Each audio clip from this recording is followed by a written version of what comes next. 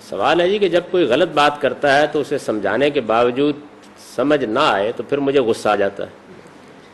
یہ معاملہ آپس میں بہن بھائیوں کے درمیان بھی ہوتا ہے اور عمومی افراد کے ساتھ بھی. میں اسے کنٹرول کرنے کی کوشش کرتا ہوں لیکن یہ میرے کنٹرول سے باہر ہے. جب نارمل ہو جاتا ہوں تو اس وقت بہت نادم ہوتا ہوں، اور اگر اس معاملے کے بعد کوئی تکلیف لائق ہوتی ہے تو مجھے محسوس ہوتا ہے کہ یہ میرے اس گناہ کی وجہ سے ہے. میں اس کیفیت سے چھٹکارا پانا چاہتا ہوں، مہربانی کر کے میری رہنمائی کریں. یہ صرف آپ ہی کا مسئلہ نہیں ہے، ہمارے جیسے معاشرے میں بہت سے لوگوں کا مسئلہ ہے. یعنی غصہ انسان کی اصل میں ایک کمزوری کی حالت ہے. جس وقت آدمی یہ محسوس کرتا ہے کہ وہ اپنے اندر ضبط کی کیفیت کم پا رہا ہے تو غصے میں آ جاتا ہے. یہ غصہ وہ ہوتا ہے جو سوچ سمجھ کے آتا ہے. وہ غصہ بڑی نعمت ہے. یعنی کسی موقع پر اگر واقعی غصہ آنا چاہیے اور آدمی کو نہ آئے تو یہ بڑی افسوسناک بات ہوگی. یعنی بعض اوقات تادیب کے لیے، بعض اوقات تنبیہ کے لیے، بعض اوقات اصلاح کے لیے آدمی سوچ سمجھ کے غصہ کرتا ہے. وہ سوچ سمجھ کے جو غصہ کیا جاتا ہے وہ کبھی آدمی کے اوپر اس طرح کے اثرات نہیں پیدا کرتا. پتہ ہوتا ہے کہ کیا بات کرنی ہے، کتنی کرنی ہے، کیسے کرنی ہے. اور اس میں صرف یہی ہوتا ہے کہ جیسے آپ طے کر لیتے ہیں کہ آپ کو ایک بات نرمی سے کرنی ہے اور کبھی طے کر لیتے ہیں کہ سختی سے کرنی ہے.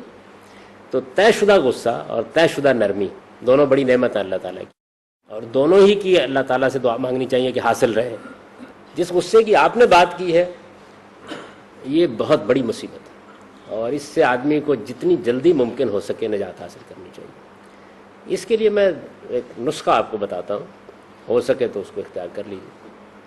ایک بات تو یہ ہے کہ آپ ذرا تھوڑا سا رات کو لیٹ کر طے کیجئے کہ آپ کو وہ کون سے مواقع ہوتے ہیں جب غصہ آتا ہے.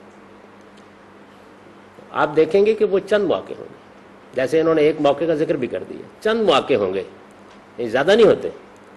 ان مواقع کو کچھ وقت کے لیے اوائڈ کیجیے. یعنی اگر اس کے نتیجے میں کسی کو سمجھانا یا نصیحت کرنا یا اس طرح کا کوئی معاملہ بھی مؤخر کرنا پڑے تو کر دیجیے.